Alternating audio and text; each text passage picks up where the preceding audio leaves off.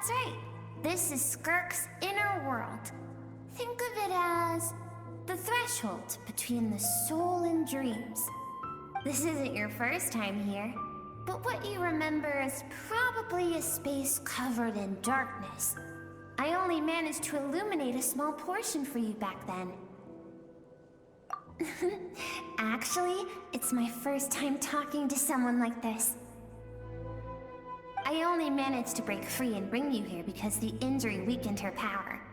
I guess that's why I can speak again, too. Call it fate, if you want. I think that's the word they use in this world for lucky coincidences like this, right? Now, before I take you to her, I gotta ask. You're the first outside visitor to ever come here, so what's your impression of this place? Oh, you noticed. This river represents Skirk's strength. Strength accumulates over time. It is the summation of a person's lived experience. So this river is where all the fragments of Skirk's life should converge into a single stream of memories and emotions, flowing forward as one. But as you can see, this river has been severed numerous times. It's because Skirk doesn't like who she was in the past. And all she sees reflected in the river is a disgraceful shadow of who she was. She cuts through water and rock with the sword of reason, severs her connection with the past, and begins anew.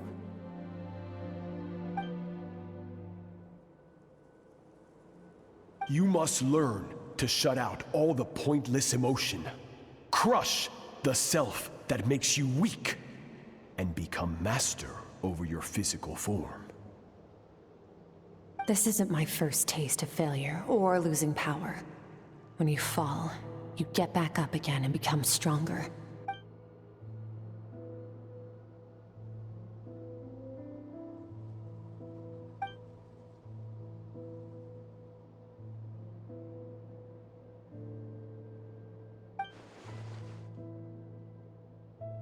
The answer to one mystery invites another question, I see.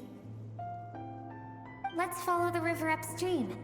There among the cliffs, among the memories etched into her heart, lies the truth of it all. Soon, you'll understand everything.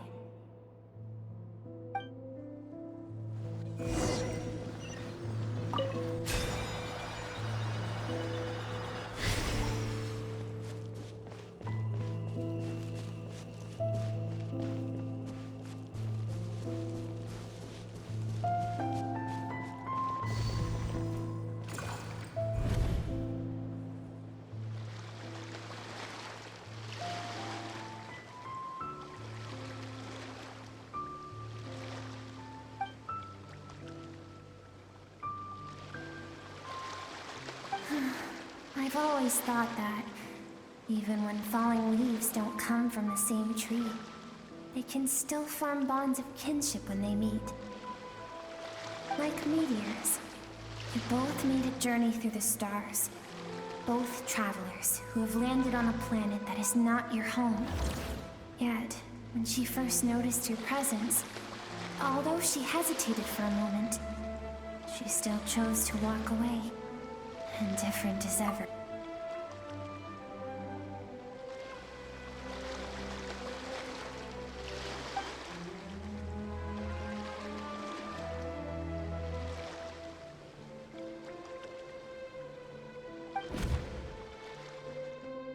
Seems like you've answered your own question.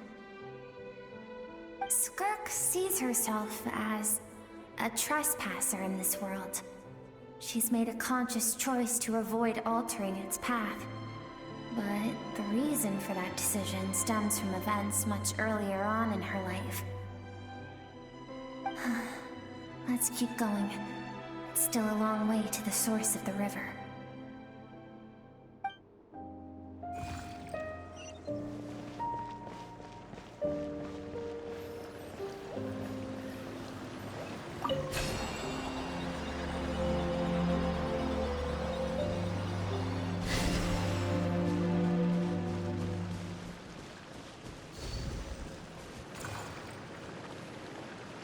now have what it takes to wield immense power. From this day forth, I shall teach you no more. No one can become a worthy warrior through imitation alone. I have given you fangs and claws. Now, you must learn to hunt. You wish me to travel the world beyond on my own, Master? Indeed. Make new friends. Embark on your own journey.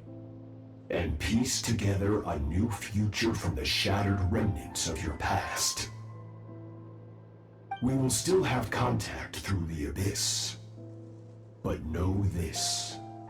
One day, I will take the life you worked so hard to rebuild and reduce it to ashes.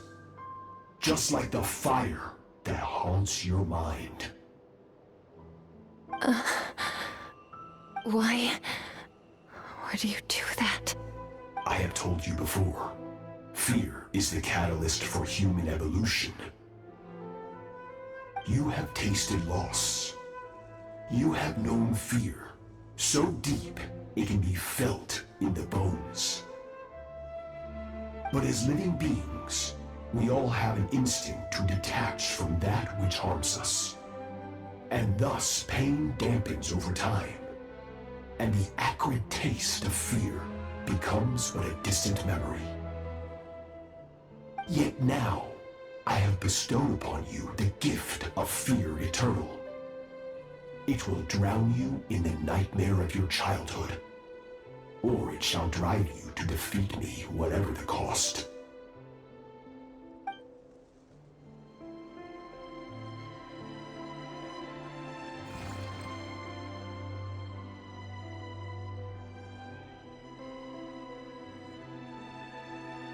That is what Skirk's master, the foul Sertologi, looked like at one point in time. Of course, as a higher being, physical form is a triviality to him. He could appear as a beast, a human, or even a monster that defies description. The form you see him in here, clad in abyssal armor, is the one he usually wears when traveling through the stars.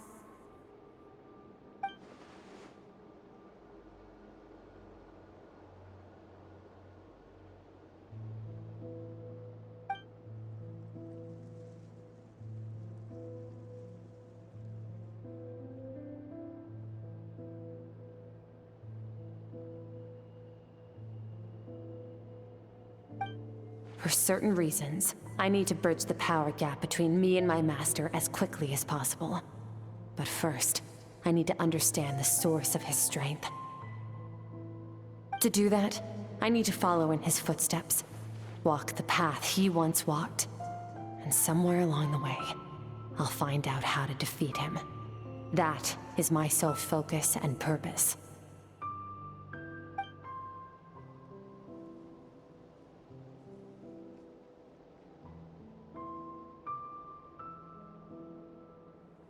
I'll let you in on a little secret.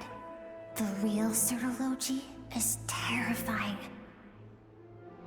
The scope of his power is impossible to understand until you experience it firsthand. It is absolute, the power to crush all things.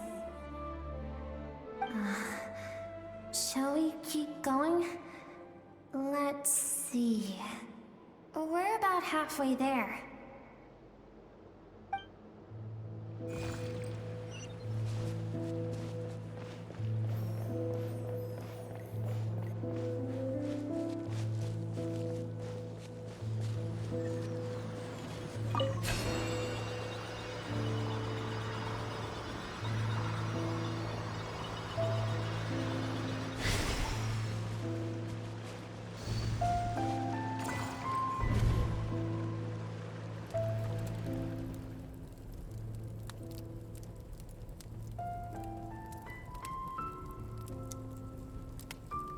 We've made it quite a ways already. This is Skirk, when she first began training under Sertologi. I have set your broken wrist. Tomorrow, you're to train twice as hard. No tears this time. Good. Attempting to garner sympathy through tears is a habit of the weak. A pitiful, useless ploy. Can I ask a question, Master? Why did you save me? I keep thinking, maybe it would be better if I had died. I wouldn't be haunted by that fire all the time. I wouldn't have to go on like this. I saved you because I have a plan for you.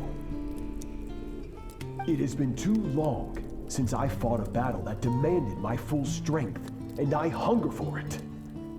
Every so-called genius and prodigy I have faced has crumbled like sand underfoot. Before me, even fate bends the knee. So, I will teach you everything I know. Train you by whatever means necessary, in the hope that one day, you might surprise me. But I don't want to draw my sword against you, Master. What you want matters little. Among the boundless sea of stars, the cries of the weak are but faint murmurs that disappear into the void. You of all people know that well. Yes, Master. From that day forward, all she knew was grueling training, emptiness, and fatigue. After some time, her talent bloomed, and she gained control over her emotions, like her master. How should I put it? It was not that human emotion disappeared from her heart, but that reason came to dictate all she was allowed to feel. I suppose it was at this point that she became the Skirk you know today.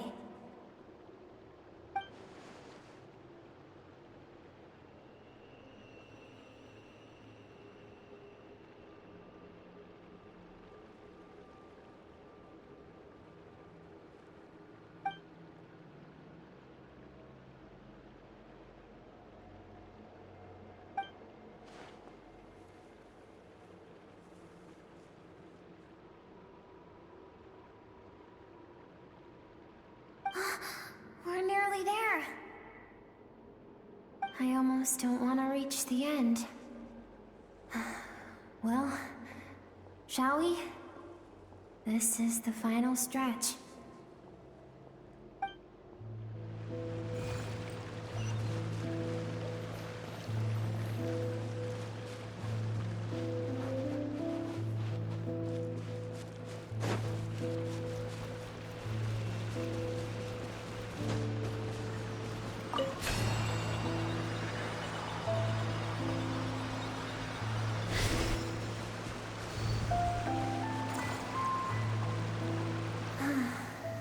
These are Skirk's happiest memories. What a simple and carefree time it was. Wisps of clouds dotted the sky. The sun bathed everything in golden light. And when song filled the air, not even the shyest of flowers could resist swaying along. This is Skirk's homeland.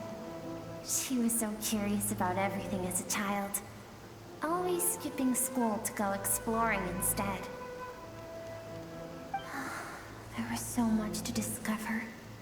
The treasures at the bottom of the sea. The secrets beyond the stars. And that merchant ship packed with adults wearing those strange clothes. Yes, the ship. That was the beginning of the end. It was a spaceship. When it arrived, the people that disembarked wore smiles on their faces and spoke of friendship. They claimed to be merchants from a neighboring planet, looking to establish trade. Skirk's parents, her relatives, her neighbors, everyone welcomed the newcomers with open arms and allowed them to explore the planet. To them, the visitors were guests and should be treated with hospitality. No one had any idea of what was to come. Several months later, an army of unknown origin arrived without warning and carried out a ruthless campaign to destroy everything and everyone on the planet. Skirk had skipped school that day, like so many times before, so she was not caught in the immediate wave of destruction. But when she came home that day, only fire and ruin awaited her. Countless people cried out to her for help. People she knew and loved. Friends and relatives. The little girl who lived next door. The shop owner with the bad leg. The bad-tempered teacher she had made fun of just that morning. Their lives were discarded like worthless trash as the fire consumed one life after another. Skirk was helpless. All she could do was run. And so she did. She kept running until an unexpected figure crossed her path. If Sertology hadn't been there in that moment, the fire would have claimed her life too. And there she would have remained, left to rot in the scorched earth, with no answer as to why any of this was happening. Because she and her people were seen as a threat. As the initial merchant ship explored the planet, they discovered that it hadn't always had the condition to support life. Yet there was evidence of human activity, even during the periods of extreme heat or cold in the past. Further research revealed that, over time, the people of this planet had evolved the ability to adapt to any type of environment or energy source.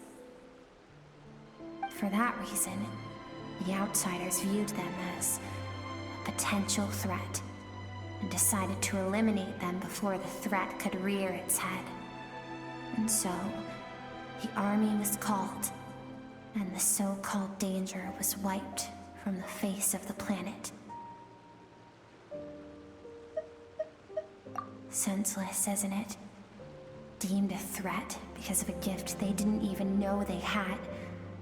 Perhaps it was their own innocence and kindness that doomed them. But in the end, that was lost to the blaze as well. If those with power get to decide good and evil, then all you can trust in is the sword in your hand. And so, before death could claim her, she ran. She ran and never stopped.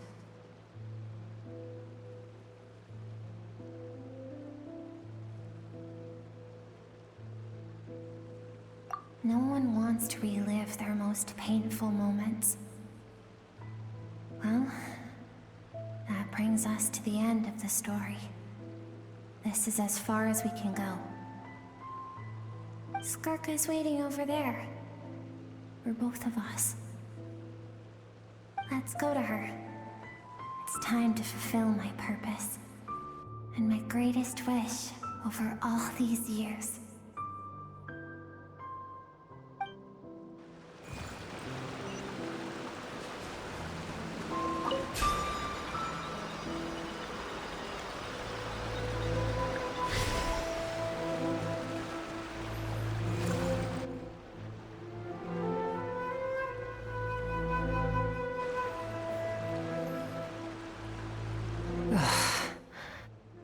So all this, just so you could bring him here.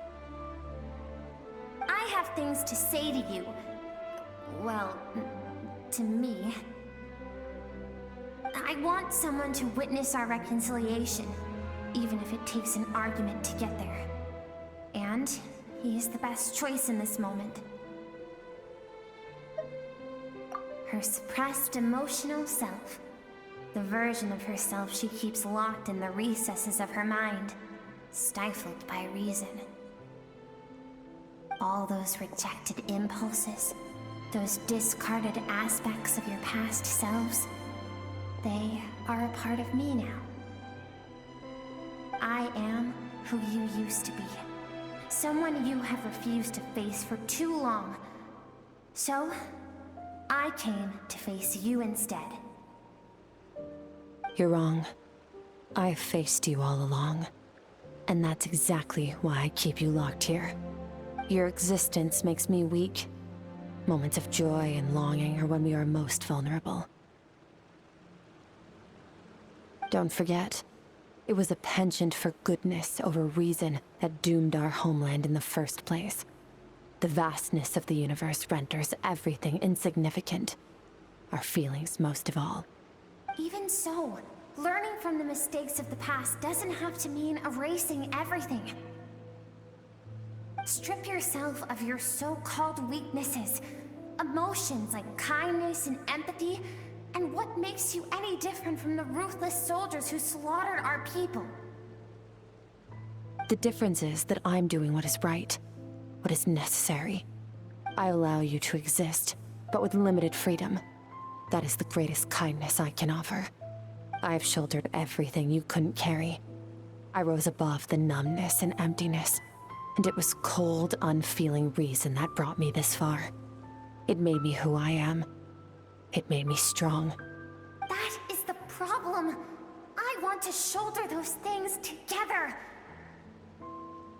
On the grand scale of the entire universe, maybe our feelings are vanishingly small, but why should that mean they don't matter? Emotion gives warmth to the cold expanse of space. It gives meaning to the world around us. Think back to those nights of gazing at the stars, those afternoons of exploring the unknown. Think back, and let them grant you peace. A brief respite from the pressure you put on yourself.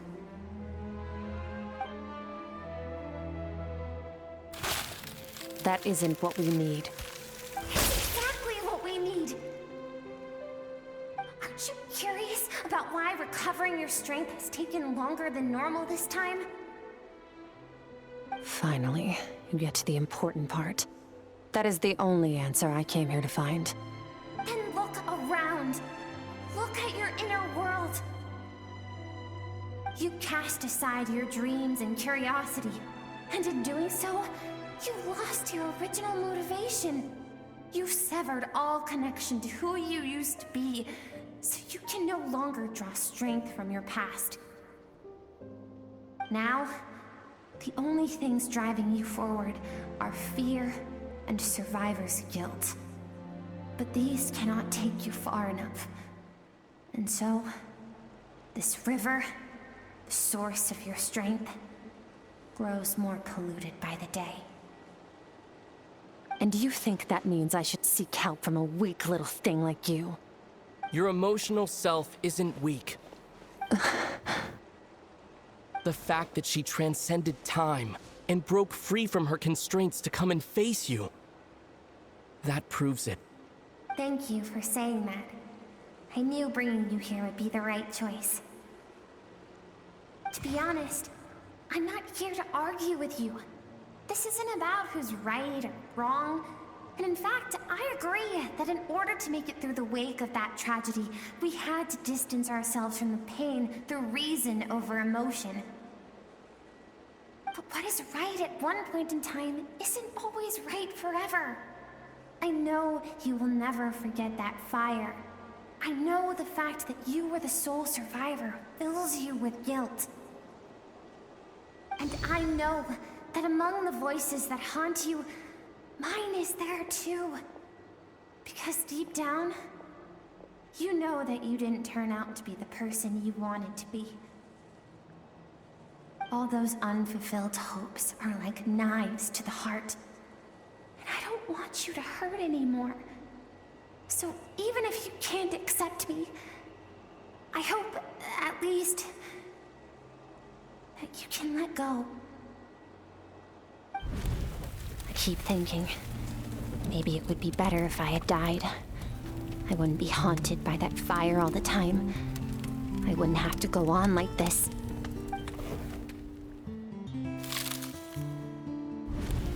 Your dad and I, we're not afraid to stare death in the face, but we need you to survive.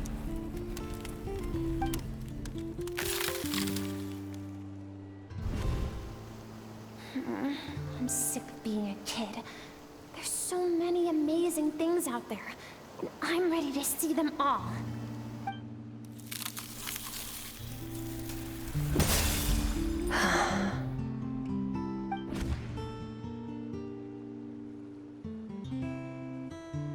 I remember.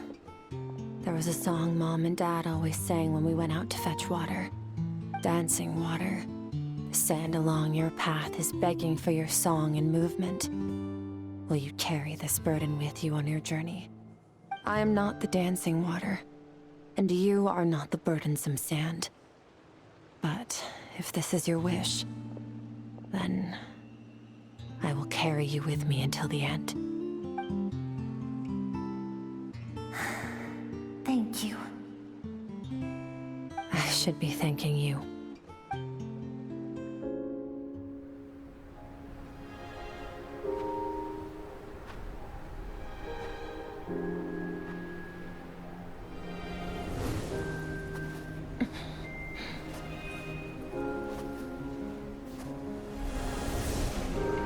Run, Skirk, run!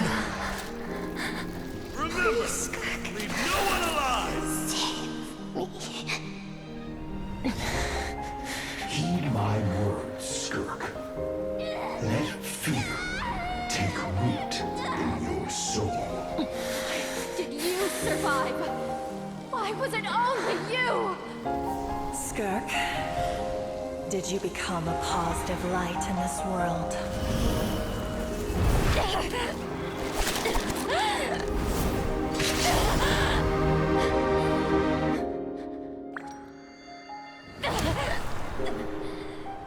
Hey, this doesn't have to be the end.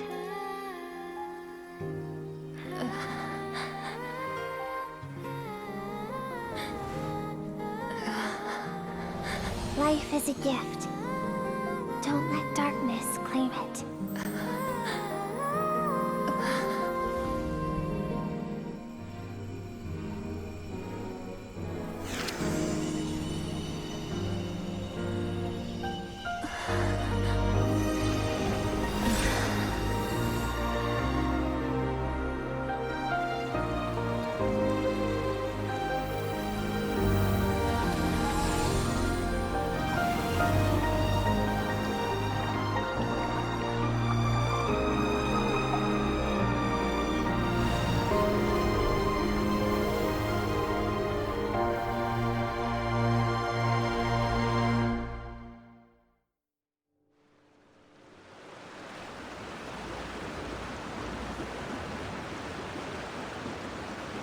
So, you saw my memories then.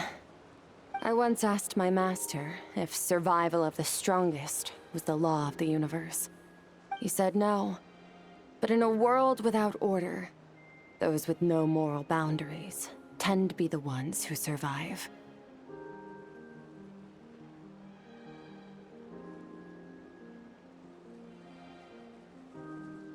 That's why, after hearing his answer, an idea came to mind.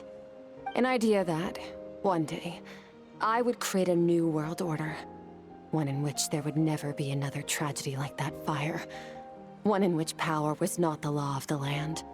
But that means I must defeat him. Because my master, Sertologi, is, at the core, a defier of all rules and order. Yes. And not just because of the gap in our abilities, but also because I have no reason to see him as an enemy.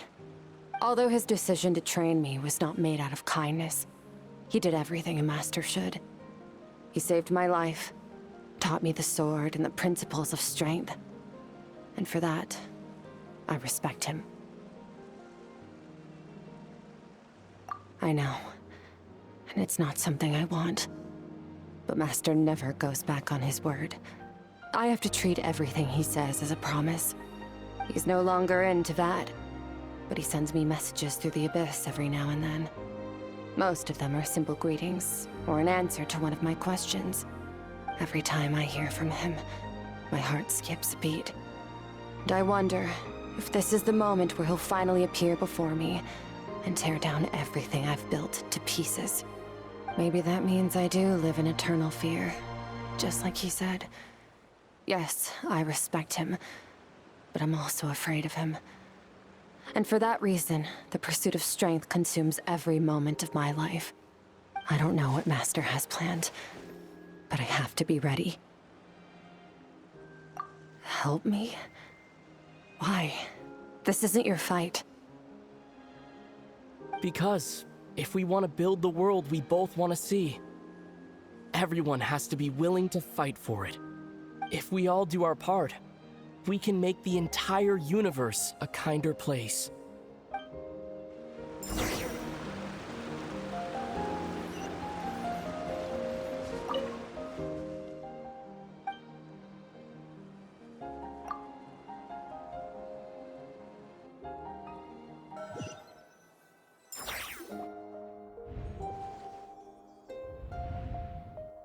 Oh, you're finally awake!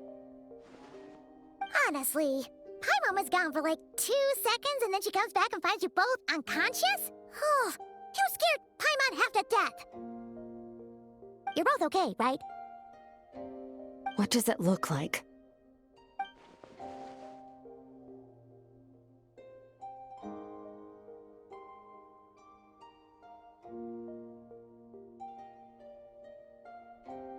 Only water from the source can cleanse the rot and filth that flows from the past into the future. I taught you to incorporate the experiences from your journey into how you fight. I suppose what happened today will become an inseparable part of who I am. Okay, so Paimon feels like she's missing some important context. But whatever. Paimon brought back tons of delicious snacks! Let's dig in!